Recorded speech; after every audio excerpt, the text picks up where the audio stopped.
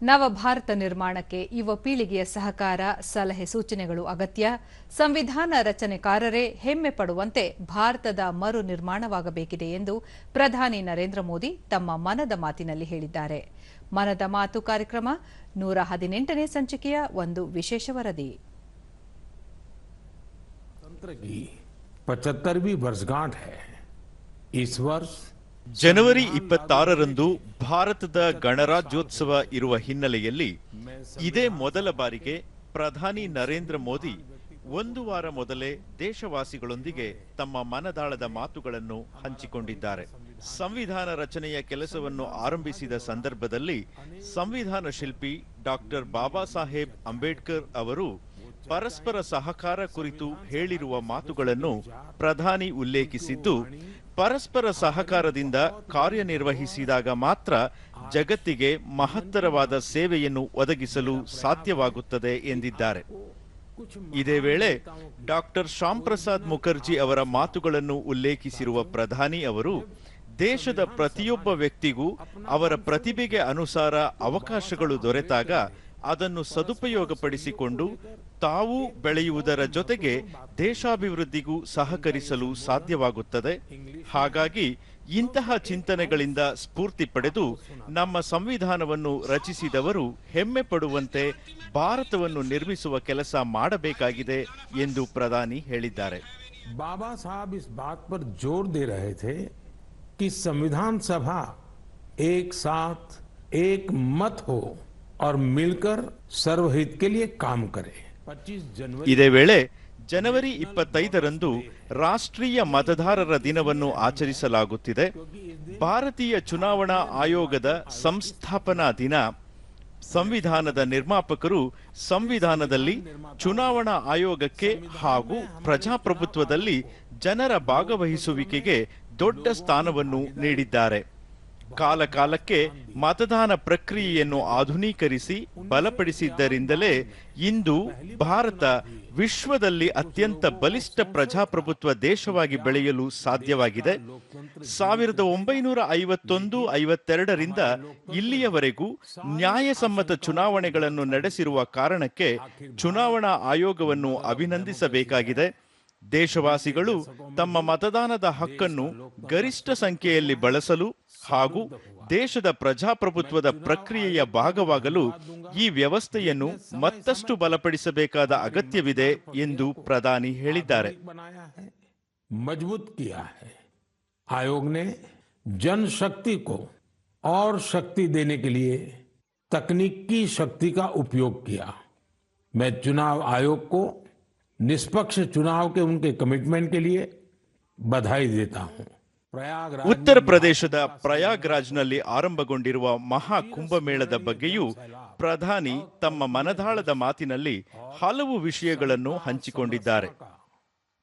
ಈ ಕುಂಭಮೇಳವು ಚಿರಸ್ಮರಣೀಯ ಜನಸಾಗರ, ಊಹಿಸಲಾಗದಂತಹ ನೋಟ, ಸಮಾನತೆ ಮತ್ತು ಸಾಮರಸ್ಯದ ಅಸಾಧಾರಣ ಸಂಗಮವಾಗಿದೆ. ಈ ಕುಂಭ ಏಕತೆಯ ಮಹಾಕುಂಭವಾಗಿದೆ. ನಮ್ಮ ಸಂಪ್ರದಾಯಗಳು ಸಂಪೂರ್ಣ ಭಾರತವನ್ನು ಒಗ್ಗೂಡಿಸುವುದಕ್ಕೆ ಮಹಾಕುಂಭ ಸಾಕ್ಷಿಯಾಗಿದೆ ಎಂದು ಹೇಳಿದರು. ನಮ್ಮ ಯುವ ಪೀಳಿಗೆಯು ನಾಗರಿಕತೆಯ ಮೂಲದೊಂದಿಗೆ ಹೆಮ್ಮೆಯಿಂದ ಪಾಲ್ಗೊಂಡಾಗ ಅದರ ಬೇರುಗಳು ಗಟ್ಟಿಗೊಳ್ಳುತ್ತವೆ. ಸುವರ್ಣ ಭವಿಷ್ಯವೂ ಸಹ ರೂಪುಗೊಳ್ಳುವುದು ಖಚಿತವಾಗುತ್ತದೆ. ಇದೀಗ ಜಾಗತಿಕ ಮಟ್ಟದಲ್ಲಿ ಕುಂಭಮೇಳವು ಜನಪ್ರಿಯಗೊಂಡಿರುವುದು ಪ್ರತಿಯೊಬ್ಬ ಭಾರತೀಯನಿಗೂ ಹೆಮ್ಮೆಯ ವಿಷಯವಾಗಿದೆ ಎಂದು ತಿಳಿಸಿದ್ದಾರೆ. ಕುಂಭಮೇಳ, ಪುಷ್ಕರಣ ಮೇಳ, ಗಂಗಾಸಾಗರ ಮೇಳದಂತಹ ಉತ್ಸವಗಳು ನಮ್ಮ ಸಾಮಾಜಿಕ ಸಂವಹನ, ಏಕತೆಯನ್ನು ಹೆಚ್ಚಿಸುವ ಹಬ್ಬಗಳಾಗಿವೆ. ಈ ಉತ್ಸವಗಳು ಭಾರತದ ಜನರನ್ನು ಸಂಪ್ರದಾಯಗಳೊಂದಿಗೆ ಬೆಸೆಯುವಂತೆ ಮಾಡುತ್ತವೆ. ಆಧ್ಯಾತ್ಮಿಕ, ಸಾಮಾಜಿಕ, ಸಾಂಸ್ಕೃತಿಕ ಮತ್ತು ಆರ್ಥಿಕತೆಯ ಅಂಶಗಳನ್ನು ಬಲಪಡಿಸುತ್ತವೆ ಎಂದು ಹೇಳಿದ್ದಾರೆ. एक तरफ प्रयागराज, उज्जैन, नासिक और हरिद्वार में कुंभ का आयोजन होता है. वैसे ही दक्षिण भूभाग में गोदावरी, कृष्णा, नर्मदा और कावेरी नदी के तटों पर पुष्करम होते हैं.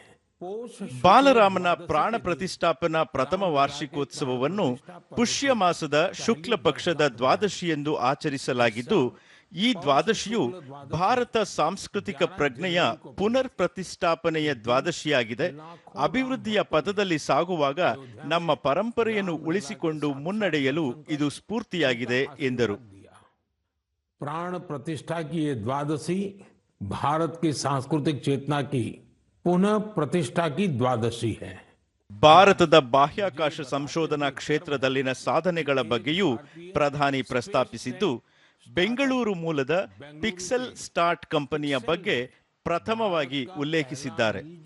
ಇದು ಭಾರತದ ಮೊದಲ ಖಾಸಗಿ ಉಪಗ್ರಹ ಸಮೂಹ ಫೈರ್ಫ್ಲೈ ಯನ್ನು ಯಶಸ್ವಿಯಾಗಿ ಉಡ್ಡಯನ ಮಾಡಿದೆ. ಈ ಉಪಗ್ರಹ ಸಮೂಹವು ವಿಶ್ವದಲ್ಲೇ ಅತಿ ಹೆಚ್ಚು ರೆಸಲ್ಯೂಷನ್ ಹೊಂದಿರುವ ಹೈಪರ್ ಸ್ಪೆಕ್ಟ್ರಲ್ ಉಪಗ್ರಹ ಸಮೂಹವಾಗಿದೆ. ಈ ಸಾಧನೆಯು ಭಾರತವನ್ನು ಆಧುನಿಕ ಬಾಹ್ಯಾಕಾಶ ತಂತ್ರಜ್ಞಾನ ಕ್ಷೇತ್ರದಲ್ಲಿ ಮುಂಚೂಣಿಯಲ್ಲಿ ಇರಿಸಿದೆ. ಅಲ್ಲದೆ ಸ್ವಾವಲಂಬಿ ಭಾರತ ನಿರ್ಮಾಣದ ಒಂದು ದಾಪುಗಾಲಾಗಿದೆ. ಈ ಯಶಸ್ಸು ನಮ್ಮ ಖಾಸಗಿ ಬಾಹ್ಯಾಕಾಶ ಸಂಶೋಧನಾ ಕ್ಷೇತ್ರ ವೃದ್ಧಿಸುತ್ತಿರುವ ಶಕ್ತಿ ಮತ್ತು ನಾವೀನ್ಯತೆಯ ಸಂಕೇತವಾಗಿದೆ. ಈ ಸಾಧನೆಗಾಗಿ ತಾವು ಪಿಕ್ಸೆಲ್, ಇಸ್ರೋ ಹಾಗೂ ಇನ್ಸ್ಪೈಸ್ ಸಂಸ್ಥೆಗಳನ್ನು ಅಭಿನಂದಿಸುವುದಾಗಿ ತಿಳಿಸಿದ್ದಾರೆ.